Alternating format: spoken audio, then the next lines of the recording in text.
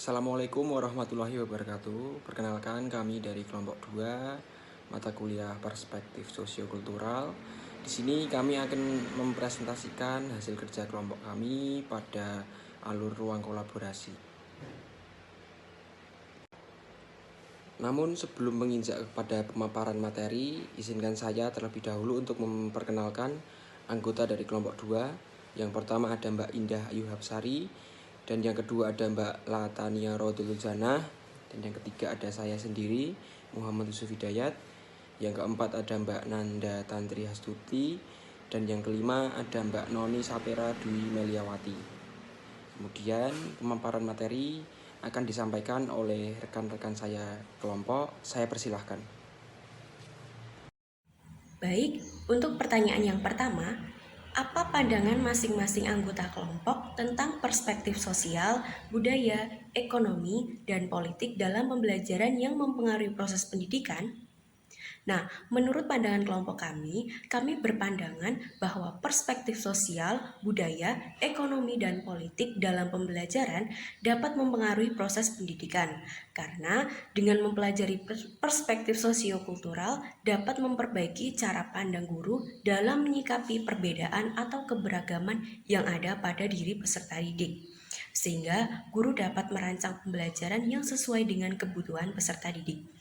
Nah, dengan guru yang dapat melihat faktor sosial, budaya, ekonomi, dan politik, peserta didik dapat menjadi bahan pertimbangan dalam merancang tindakan atau strategi apa yang dapat digunakan dalam pembelajaran. Selain itu, dengan mengintegrasikan perspektif sosiokultural, baik dalam konteks sosial, budaya, ekonomi, dan politik, dapat membuat pendidikan menjadi lebih berkualitas, serta nantinya dapat berguna bagi peserta didik dalam kehidupan nyata. Baik, selanjutnya pertanyaan kedua, apa pandangan masing-masing anggota kelompok tentang kesiapan mengajar dengan memperhatikan perspektif sosial, budaya, ekonomi, dan politik dalam pembelajaran pada peserta didik? Menurut pandangan kelompok kami, terkait kesiapan guru dalam mengajar dengan melihat perspektif sosial, budaya, ekonomi, dan politik dalam pembelajaran, yakni kami siap sebagai calon pendidik dalam mengimplementasikan pendekatan yang holistik dan inklusif dalam proses pembelajaran. Pendidik harus melihat setiap siswa sebagai individu yang unik dengan latar belakang yang berbeda-beda. Melalui pendekatan yang responsif terhadap kebutuhan peserta didik, baik dalam segi budaya maupun konteks sosial, sehingga dapat menciptakan lingkungan pembelajaran yang aman, menyenangkan, inklusif, dan bermakna. Selanjutnya yaitu pertanyaan ketiga tentang apa persamaan dan perbedaan pandangan tentang perspektif sosial, budaya, ekonomi, dan politik dalam pembelajaran yang mempengaruhi proses pendidikan yang dimiliki. Yang pertama yaitu persamaan dalam ranah perspektif sosial, budaya, ekonomi, dan politik dalam pembelajaran yang mempengaruhi proses pendidikan, yakni seorang pendidik harus memahami perbedaan suku, status ekonomi, status sosial, lingkungan sekolah, serta latar belakang peserta didiknya. Selain itu, diperlukan juga pendidik yang memahami iptek, memiliki kreativitas, menjunjung tinggi solidaritas, serta paham akan permasalahan yang dialami peserta didiknya.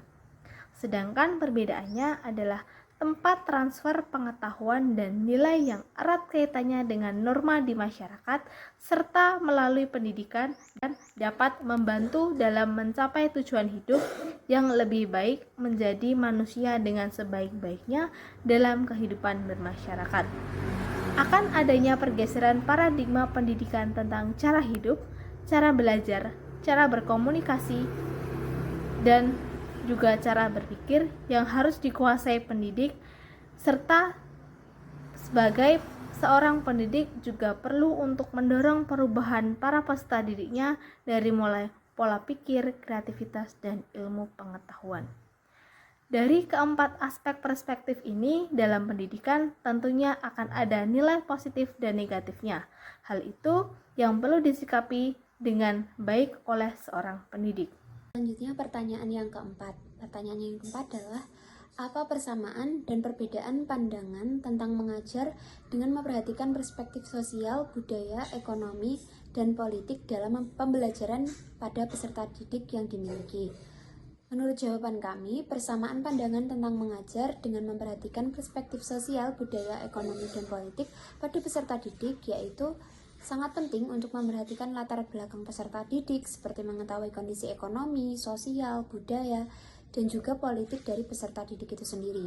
Sudah selayaknya kita ketika menjadi seorang guru atau menjadi seorang pendidik harus mempersiapkan diri untuk menghadapi segala perbedaan yang ada dari berbagai perspektif ini. Perbedaannya antara lain yang pertama ada pendidik mempelajari bagaimana peserta didik berinteraksi dengan rekan dan gurunya serta melihat karakteristik berdasarkan profil peserta didik. Yang kedua, sebagai pendidik profesional harus siap merencanakan pembelajaran dengan segala situasi yang terjadi.